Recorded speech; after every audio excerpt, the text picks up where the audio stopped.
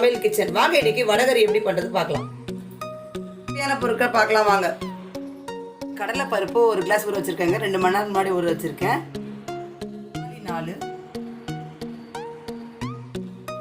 வெங்காயம் 3 பெருசு, மிளகாய் தூள் 1 டீஸ்பூன், தனியா தூள் 1 டீஸ்பூன்,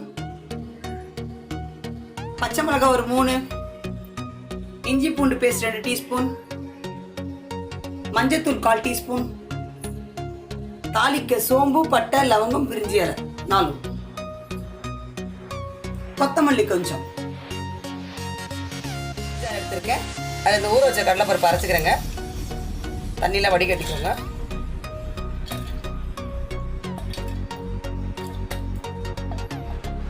சோம்பு போட்டுக்கிறேங்க. இதில் இப்போ தண்ணி ஊற்றாதீங்க. ஜஸ்ட் அரைப்படலைன்னா கொஞ்சம் ஜஸ்ட் ஒரு 1/4 கிளாஸ்க்குள்ள கம்மியாக ஊற்றிக்கணும். அரைப்படலைன்னா ஓகேங்களா. இதுக்கு தண்ணியே போகிறோம். உப்பு போட்டு அரைங்க. அரைச்சாச்சுங்க. ரொம்ப நைஸும் இல்லை ரொம்ப ரஃப்பும் இல்லை, மீடியமாக இருக்குது பாருங்கள். இப்போ இதை ஒரு இட்லி குண்டா வச்சு அதில் வேக வச்சு எடுத்துக்கிறோங்க. எடுத்துக்கேன். அதில் கொஞ்சம் போல் எண்ணெய் விட்டு தேய்ச்சிக்கோங்க. இப்போ எடுத்து வச்சுருக்க இந்த கடலைப்பருப்பு அரைச்சி வச்சுக்கோங்க. அதை உருண்டை பிடிச்சி வேக வச்சு எடுத்துக்கணுங்க. ஒரு 15 மினிட்ஸ் வச்சா போகிற வெந்துடும்.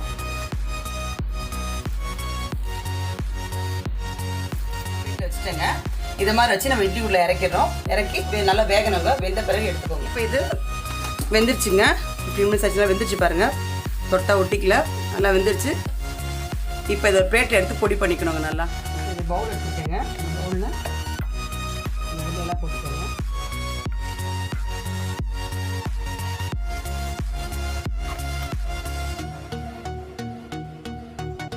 எல்லாம் மேஷ் பண்ணிக்கோங்க. எல்லாம் நல்லா ஃபுல்லாக மேஷ் பண்ணிக்கோங்க. உதிரி உடச்சாச்சுங்க பாருங்கள். ஒரு குக்கர் வச்சுருக்கேங்க. எண்ணெய் ஊற்றிக்கோங்க. கொஞ்சம் போல் ஊற்றிக்கோங்க. அப்புறம் ஊற்றிக்கலாம். வடகறி கொஞ்சம் எண்ணெய் நல்லா இருக்கணுங்க. அப்புறம் தான் டேஸ்ட் நல்லாயிருக்கும். எண்ணெய் காஞ்சிடுச்சுங்க. இப்போ எடுத்து வச்சுருக்க தாளிக்கிற பொருளெல்லாம் போட்டு விட்றேன்.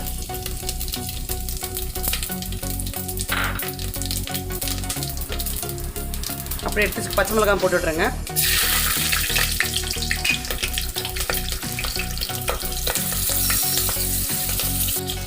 இப்போ எடுத்து வச்சுக்க வெங்காயத்தை போட்டுடுறேங்க.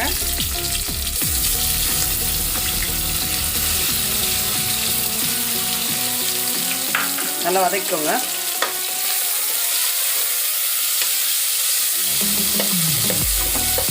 வெங்காயம் எல்லாம் வதங்கியாச்சுங்க. இப்போ எடுத்துருக்கு தக்காளி போட்டு விட்றேன்.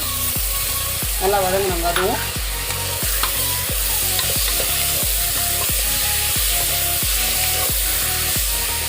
நல்லா 2 வதங்கணுங்க. தக்காளியும் வதங்கிடுச்சுங்க. ஓரளவுக்கு வதங்கிடுச்சு. இப்போ எடுத்து வச்சுக்க இஞ்சி பூண்டு பேஸ்ட் போட்டு விட்றேன். நம்ம ஸ்டார்டிங்கில் இஞ்சி பூண்டு பேஸ்ட் போட்டால் அது அடி பிடிக்குங்க. அதனால் போடக்கூடாது. கொஞ்சம் எல்லாம் வதங்கிட்ட பிறகு போட்டிங்கன்னா அதில் ஃபுல்லாக மிக்ஸ் ஆகிடும். நல்லா இருக்கும்.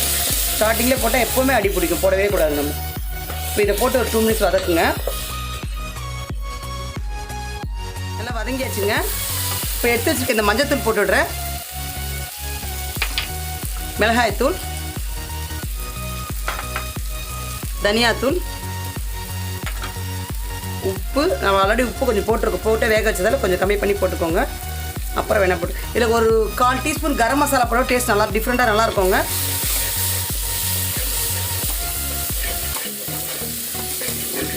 கொஞ்சம் கரம் மசாலா இதெல்லாம் மிக்ஸ் ஆகிடுச்சுங்க.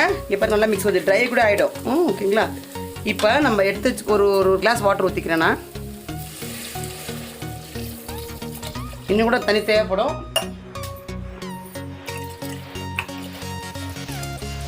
தண்ணி ஊற்றி சும்மா குக்கர் மூடி சும்மா போட்டு வைங்க போகிறோம்.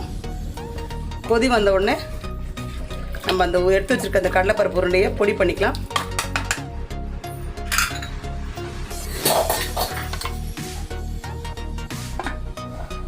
சும்மா மூடி போட்டு வைக்கிறேன். கொதிக்கட்டும். குக்கரை தண்ணி கொதிக்குது பாருங்க நல்லா. இப்போ இதை பொடிச்சு வச்சுருக்க அந்த கடலைப்பருப்பை போட்டுடணுங்க. அதில்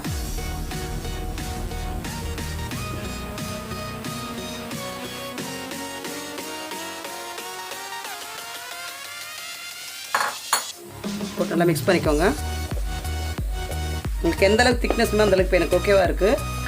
இன்னும் தண்ணியாக வேணுன்னா தண்ணி ஊற்றிக்கோங்க. இது இன்னும் ஒரு விசில் ஜஸ்ட் ஒரு விசில் விட்டு எடுத்தோன்னா இன்னும் நல்லா சாஃப்ட் ஆகிடும். உப்பெல்லாம் பார்த்துக்கோங்க, உப்பு சரியாக இருக்கான்னு செக் பண்ணிக்கோங்க. குக்கர் மூடி போட்டுடுறேன். ஒரே ஒரு விசிலுங்க. ஒரு விசில் வந்து ஸ்டவ் ஆஃப் பண்ணிட்டேங்க. ஸ்டீம் இறங்கிடுச்சு. குக்கர் ஆஃப் பண்ணிக்கிறேன். பாருங்க, ஆயில் கூட நான் ரொம்ப ஊற்றலை, வேணுன்னா கூட இன்னும் ஊற்றிக்கலாம், ஆயில் ஊற்றிக்கலாம். இப்போ எடுத்து வச்சுருக்க இந்த கொத்தமல்லி போட்டுடுறேங்க. சுவையான வடகறி ரெடி. இப்போ நமக்கு ஆயில் வேணும்னா இன்னும் கொஞ்சம் ஊற்றிக்கலாங்க, நல்லாயிருக்கும், பார்க்கவே ரொம்ப நல்லாயிருக்கும்.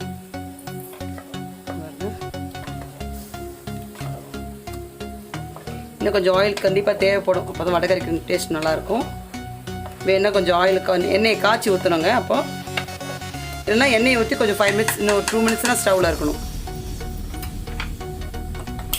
கொஞ்சம் போல் ஆயில் ஊற்றுறாங்க, எனக்கு ஆயில் கம்மியாக இருக்க மாதிரி இருக்குது, பத்தாது. எப்போவுமே வடகறின்றப்போ ஆயில் கொஞ்சம் இருக்கணும், அப்போ தான் நல்லாயிருக்கும், டேஸ்ட் நல்லாயிருக்கும். ஒரு 2 மினிட்ஸ் கொதிக்கிட்டு. எதுக்கு லாஸ்ட்டாக எண்ணெய் ஊற்றுறோன்னா அந்த எண்ணெய் அப்படியே மேலே மிதக்குங்க, பார்க்கறதுக்கு ரொம்ப நல்லாயிருக்கும்.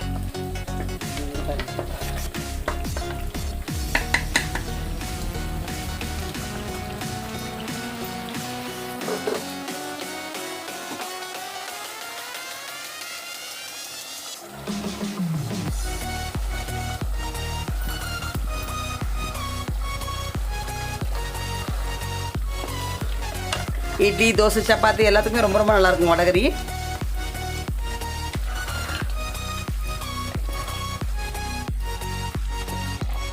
கொதி வந்துச்சுங்க, ஸ்டவ் ஆஃப் பண்ணிடுறேன்.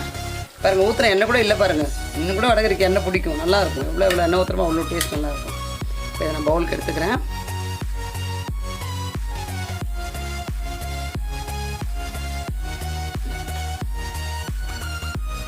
இப்போ இது மாதிரி ஊற்றிட்டு